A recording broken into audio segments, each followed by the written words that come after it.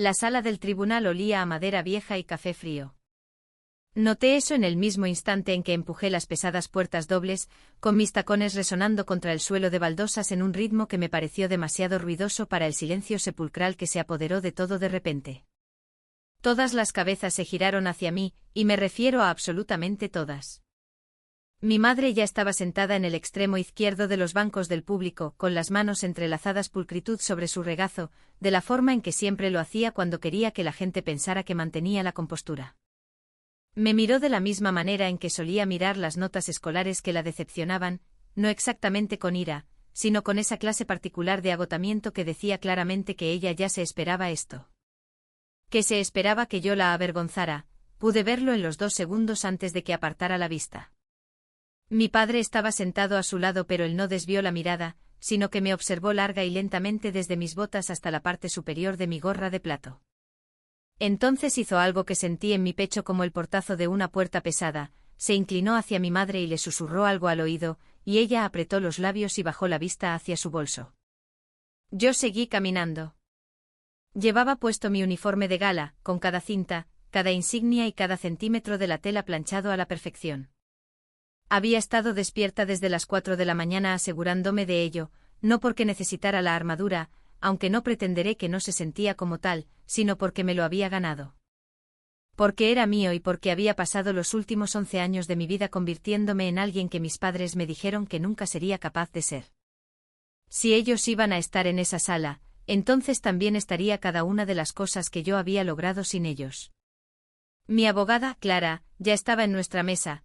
Levantó la vista cuando entré y su expresión mostró algo complicado, una evaluación rápida, un destello de algo que no pude descifrar del todo y luego un pequeño asentimiento con la cabeza.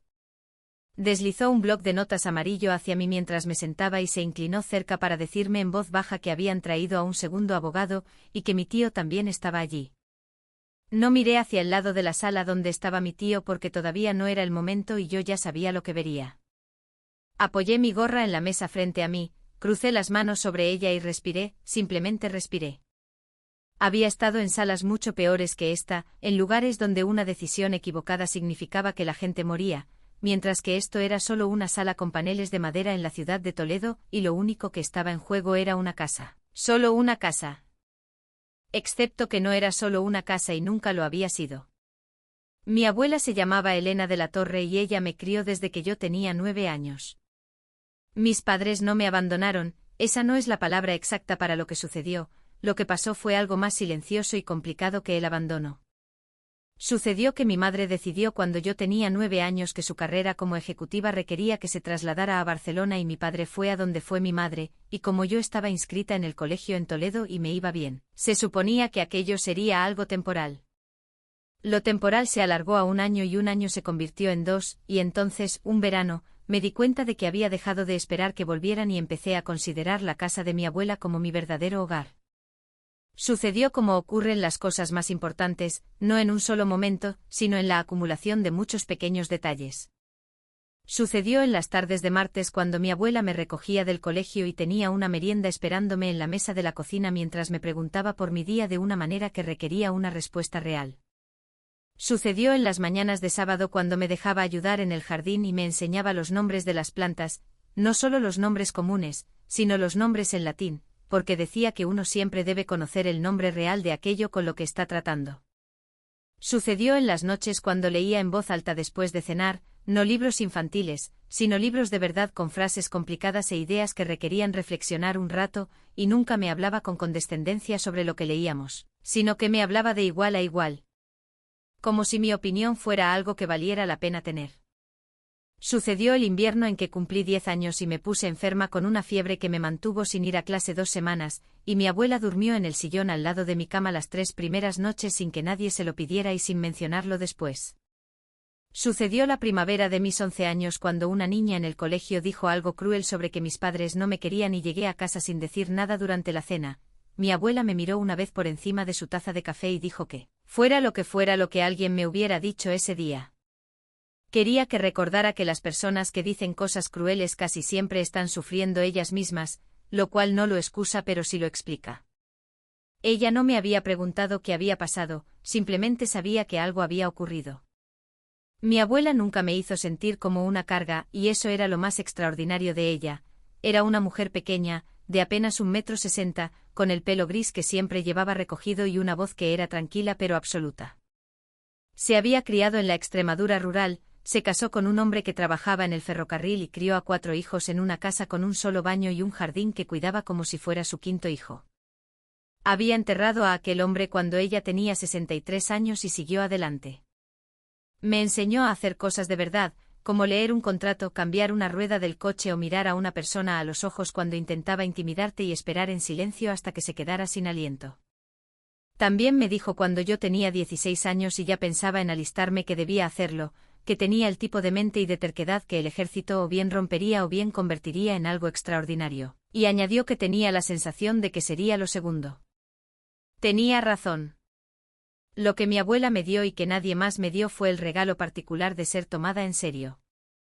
Nunca me hablaba como los adultos hablan a los niños cuando ya han decidido que la opinión del niño no cuenta. Cuando yo tenía 11 años y le dije que quería leer el periódico, me lo entregó y luego me preguntó qué pensaba sobre lo que había leído.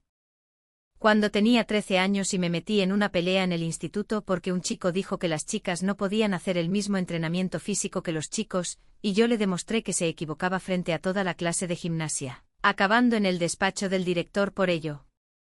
Mi abuela escuchó toda la historia y luego preguntó con mucha calma si yo tenía razón, y cuando dije que sí, ella respondió que entonces sobreviviría al despacho del director. Cuando tenía 15 años y mis padres llamaron por Navidad, mi madre pasó la mayor parte de la conversación hablando de su propia vida y no me preguntó casi nada de la mía. Mi abuela me vio colgar el teléfono. Guardó silencio un rato y luego dijo que algunas personas solo saben amar desde la distancia, que eso era una limitación en ellos y no un veredicto sobre mí. Llevé esa frase conmigo a cada habitación difícil en la que entré. Después de eso hubo otras frases también. Tenía una forma de decir las cosas una vez con claridad y luego no repetirlas, confiando en que la habías escuchado. Cuando tenía 17 años y dudaba de si era realmente capaz de hacer las cosas que quería, se sentó frente a mí en la mesa de la cocina con su café y me dijo que Diana, las personas que me decían lo que no podía hacer estaban trabajando con información incompleta. Eso fue todo, ese fue todo el discurso. Tomó su café y volvió a su periódico dejándome allí sentada con esa frase reorganizando algo en mi pecho. Cuando cumplí 19 años y regresé a casa de permiso por primera vez después de la formación básica, volví diferente en formas que todavía estaba aprendiendo a nombrar, era más dura en algunos aspectos y más insegura en otros. Y no sabía aún cómo esas dos cosas podían coexistir en la misma persona. Mi abuela me miró durante un largo momento cuando crucé la puerta y luego dijo que me veía como yo misma, solo que más intensa, y lo dijo como un cumplido, siendo lo más acertado que nadie me dijo en todo aquel permiso.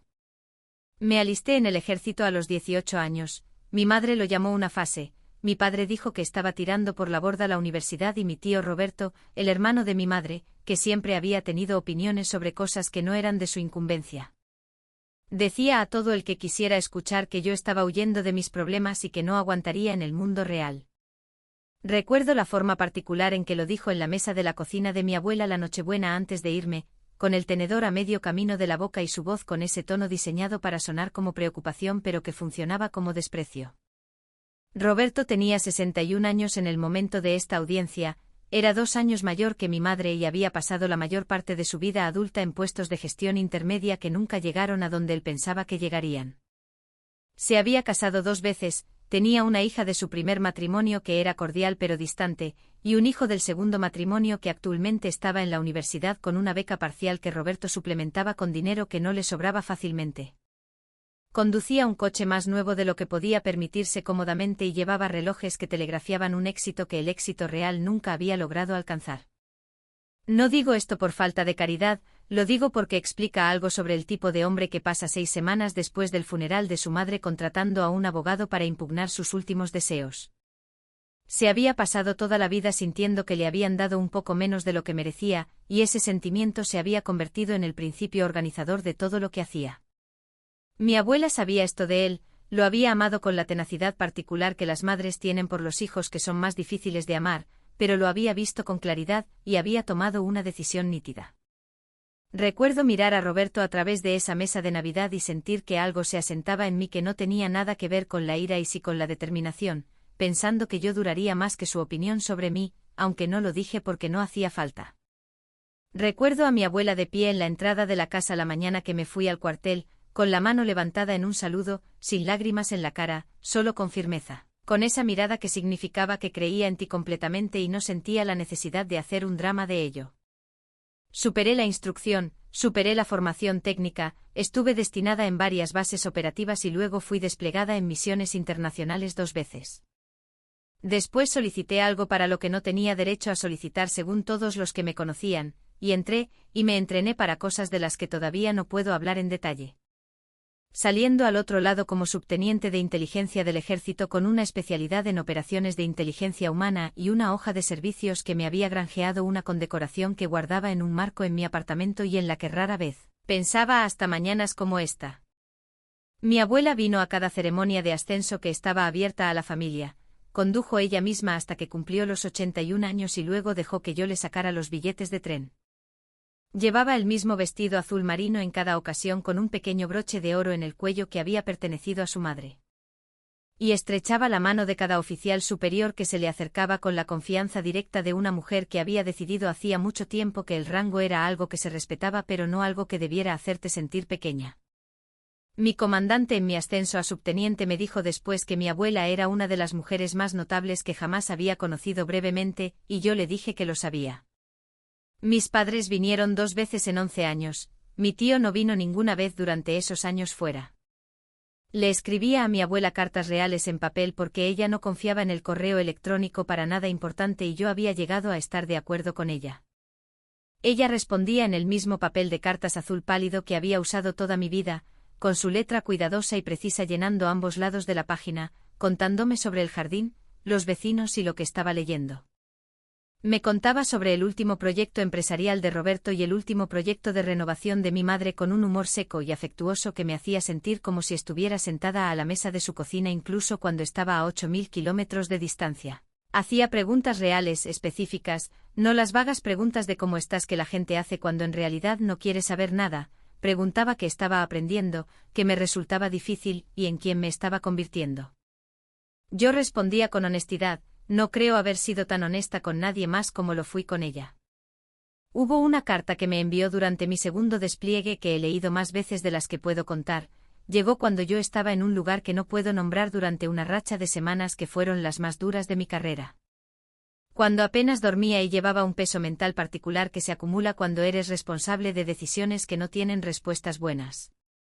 La carta tenía 6 páginas, la más larga que jamás había escrito, y hablaba de mi abuelo. Historias que nunca había escuchado sobre los primeros años de su matrimonio cuando el dinero escaseaba y el futuro era incierto y había semanas en las que lo único que los mantenía unidos era la decisión de seguir adelante. Hablaba del año en que nació mi madre y del miedo que vino con eso, y de cómo el miedo y el amor son a veces indistinguibles el uno del otro. Hablaba de criar a 4 hijos en un mundo que no siempre era amable y del terror y la gracia específicos de ver a cada uno de ellos convertirse en alguien que no habías predicho. Al final escribió algo que leí y luego doblé la carta y me quedé sentada con ella durante mucho tiempo. Escribió que nunca se había preocupado por si yo estaría bien. Que se había preocupado por mí como te preocupas por cualquier persona a la que amas con ese miedo ordinario que vive en el trasfondo de cuidar a alguien, pero que nunca se había preocupado por si yo saldría adelante al final. Porque hay personas de las que simplemente lo sabes y yo era una de esas personas. Escribió que en cualquier habitación en la que estuviera en ese momento, yo ya tenía todo lo que necesitaba para salir de ella, que siempre lo había tenido, que ella no me lo había dado, simplemente no me lo había quitado. Llevé esa carta en el bolsillo del pecho durante las 6 semanas restantes de aquel despliegue. La última vez que vi a mi abuela antes del derrame cerebral volé a Toledo en octubre solo para un fin de semana largo, sin motivo especial. Ella tenía 85 años y seguía lúcida, cuidando el jardín por las mañanas, leyendo por las tardes y enviando cartas en el papel azul pálido. Nos sentamos en el porche trasero la tarde del sábado y tomamos café hablando durante 4 horas sobre todo y nada, sobre una novela que acababa de terminar, sobre la hija de una vecina que acababa de entrar en medicina. Sobre el estado del rosal trepador de la valla que había tenido una temporada inusualmente buena, sobre mi trabajo en los términos más vagos que me permitían usar y sobre si la peonía de la puerta trasera necesitaba ser dividida en primavera. En algún momento del final de la tarde se quedó callada de una forma que era diferente a su habitual silencio cómodo, y la miré mientras ella observaba el jardín con una expresión que no pude descifrar del todo.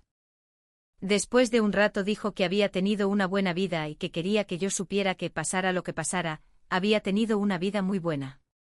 Yo dije que lo sabía y ella respondió que la casa sería mía, que se había asegurado de ello, y que quería que yo hiciera algo con el jardín, no cambiarlo, solo mantenerlo, porque el jardín sabía lo que estaba haciendo y solo necesitaba a alguien que confiara en él. Le dije que lo haría.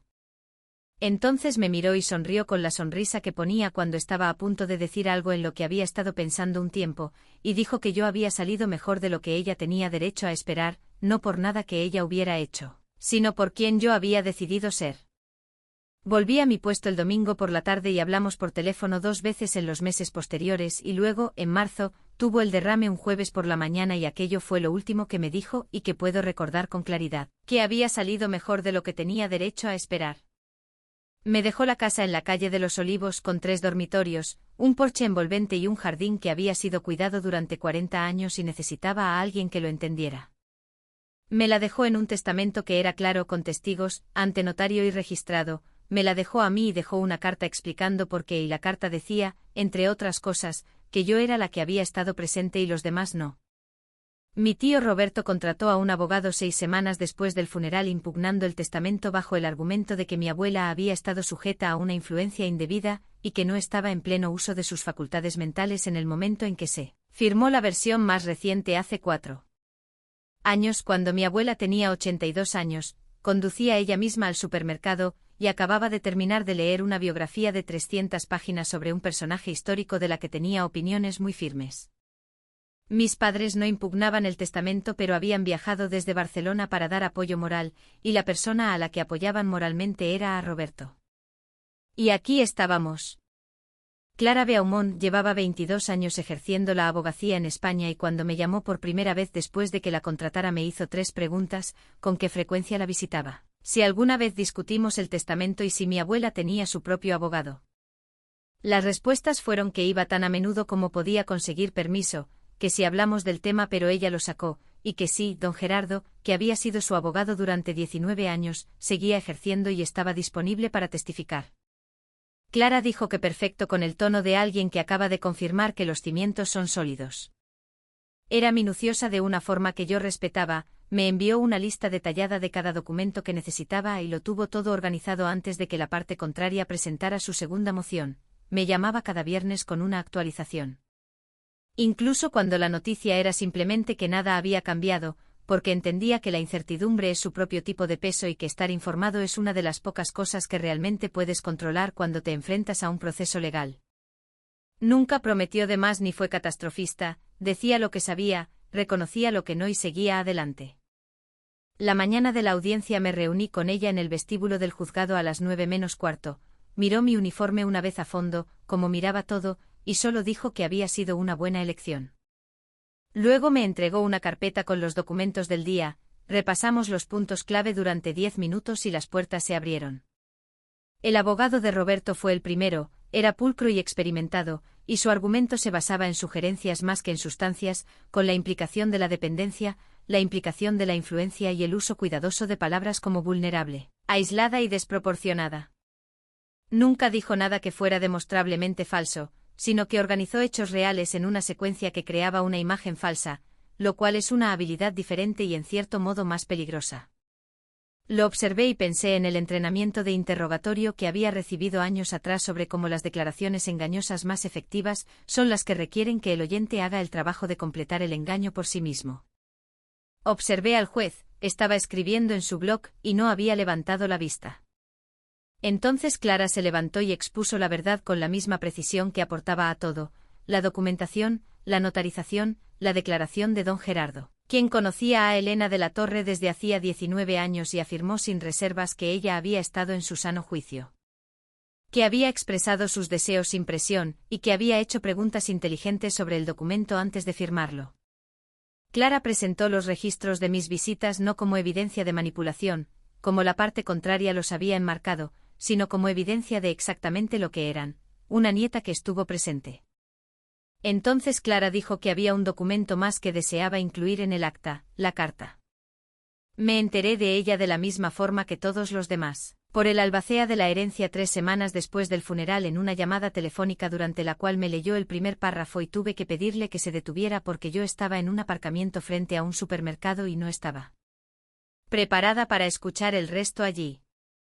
Fui a casa, él volvió a llamar y me senté a la mesa de mi cocina escuchando las 4 páginas y luego me quedé allí sentada durante mucho tiempo sin hacer nada en particular. Mi abuela la había escrito un martes de enero, 3 años antes de morir, sin decírselo a nadie, se la había entregado a don Gerardo con instrucciones de incluirla con los documentos de la herencia para ser distribuida tras su muerte. Don Gerardo había hecho exactamente lo que se le ordenó porque Elena se lo había pedido y porque en 19 años trabajando con ella había aprendido que no hacía peticiones sin razones y que sus razones siempre eran sólidas. La carta decía cosas sobre todos sus hijos, no era cruel pero era honesta, lo cual a veces es su propio tipo de dificultad, decía cosas sobre Roberto que eran precisas y que no le gustaría escuchar en una sala pública. Decía cosas sobre mi madre que eran complicadas y afectuosas de la forma en que la verdad sobre las personas a las que amas siempre es complicada. Y luego hablaba de mí, y lo que decía sobre mí era el tipo de cosa que pasas toda la vida esperando que alguien que te conoce bien esté pensando y que casi nunca llegas a escuchar en voz alta. Ella lo había escrito para que yo lo escuchara y lo había cronometrado para que lo escuchara cuando más lo necesitaba, que era exactamente lo que ella habría hecho.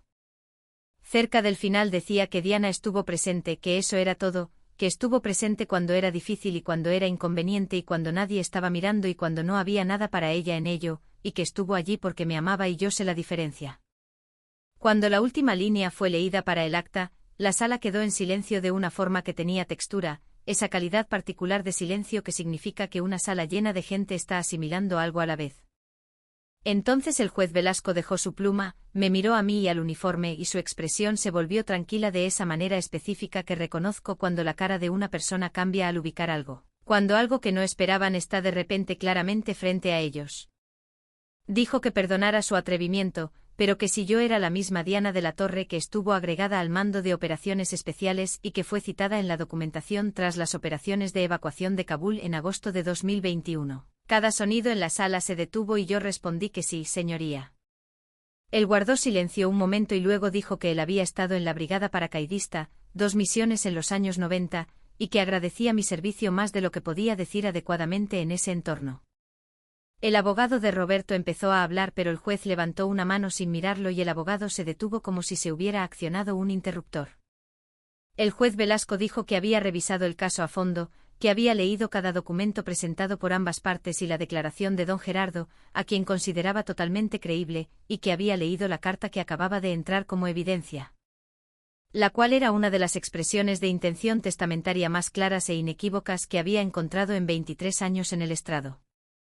Hizo una pausa, se quitó las gafas y las puso sobre la mesa frente a él diciendo que la carga de la prueba en una impugnación de testamento recae sobre el demandante y es una carga significativa que no se cumple con implicaciones y sugerencias. Ni por el hecho de la edad de una persona o que un familiar la visitara con frecuencia o que el resultado del testamento no fuera el que otras partes esperaban. Se volvió a poner las gafas y dictaminó que la evidencia presentada por el demandante no cumplía con esa carga ni de lejos, por lo que el testamento de Elena de la Torre se mantenía en su totalidad. La propiedad de la calle de los Olivos era la herencia legal de Diana de la Torre y el asunto quedaba desestimado. El mazo cayó una vez. Clara puso su mano brevemente en mi antebrazo, oí a Roberto levantarse detrás de mí, oí la voz baja y urgente de su abogado, oí pasos cruzando la sala y el sonido de la puerta abriéndose y cerrándose sin palabras, solo la partida. Me giré y mis padres seguían allí sentados, el rostro de mi padre mostraba algo que no había visto en él en mucho tiempo, esa expresión específica de una persona que acaba de comprender algo que debería haber comprendido mucho antes y que siente todo el peso de lo tarde que llega a ese entendimiento. Mi madre miraba sus manos y mi padre pronunció mi nombre, a lo que respondí que estaría fuera. Salí de la sala del tribunal, atravesé el vestíbulo de mármol y las puertas principales hacia la mañana de abril, el sol estaba alto, el aire era fresco y la ciudad seguía con sus cosas ordinarias a mi alrededor.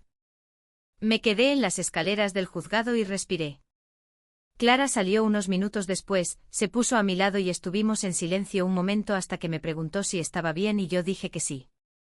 Me comentó que toda la sala había escuchado cada palabra del juez, y que la mujer que estaba sentada detrás de ella en el público había estado llorando desde que se leyó la carta. Le dije que agradecía todo lo que había hecho y ella respondió que había sido un honor para ella, diciéndolo de esa forma clara y directa en que lo decía todo. Luego me estrechó la mano con firmeza y caminó hacia el aparcamiento. Mi madre salió por la puerta detrás de mí, reconocí sus pasos, había conocido su forma de caminar toda mi vida, ese ritmo particular inclinado hacia adelante, y la oí detenerse a unos metros de mí. Estuvimos calladas un rato mientras el tráfico se movía abajo en la calle y un pájaro hacía bastante ruido en el roble junto a la acera. Dijo que no sabía lo de la carta y yo respondí que lo sabía. Añadió que mi abuela nunca se lo había contado y le dije que a mí tampoco. Que me enteré de la misma manera que todos en una llamada 3 semanas después del funeral. Hubo un silencio y luego dijo que me parecía a ella, que siempre me había parecido a ella, y que cuando crucé esas puertas esa mañana con el uniforme pensó por un segundo. Y se interrumpió a sí misma. Dijo que tenía su forma de entrar en una habitación como si ya supiera lo que había en ella. Me di la vuelta y la miré, era más pequeña de lo que yo la recordaba o quizá simplemente había dejado de actualizar ese recuerdo para que coincidiera con quien era ella realmente ahora. Una mujer de 63 años que había tomado las decisiones que había tomado y que estaba de pie en las escaleras de un juzgado una mañana de abril empezando a rendir cuentas con ellas. Tenía los ojos brillantes y se mantenía muy quieta. Le dije que ella la quería, que hablaba de ella y que guardaba su foto en la mesa del pasillo frente a la puerta para que fuera lo primero que viera al entrar.